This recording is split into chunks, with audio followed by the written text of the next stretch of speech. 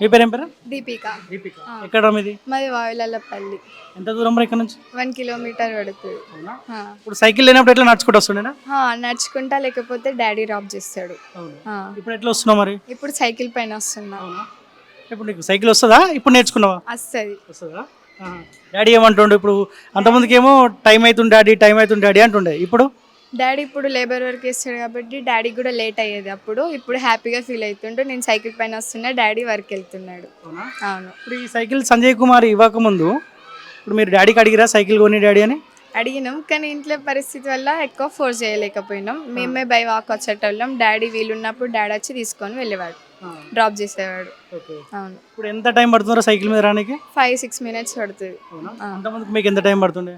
ఒక ½ an hour పట్టేది by walk వెళ్తే. డాడీ వస్తే సేమ్ ఇదే టైం అవుతుంది. ఇప్పుడు కొంత టైం మిగులుతుంది. ఇక మిగులుతుంది. ఏం చేస్తున్నారు ఆ టైంలో? సైకిల్ పైన వచ్చిన తర్వాత మేము చదువుకుంటాం, ఏమన్నా చేస్తాం, స్టడీస్కి కంబైండ్ చేసుకొని నేర్చుకుంటాం ఏమైనా.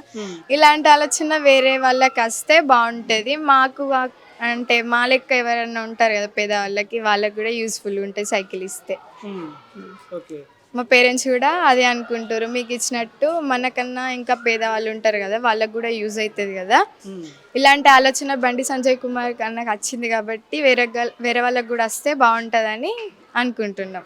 వేరే వాళ్ళంటే వేరే ఎంపీ కావచ్చు, ఎమ్మెల్యే వాళ్ళు కావచ్చు, గ్రామంలో ఉండే గవర్నమెంట్ స్కూళ్ళల్లో కూడా ఇవ్వాలని అనుకుంటున్నాం. అంతే.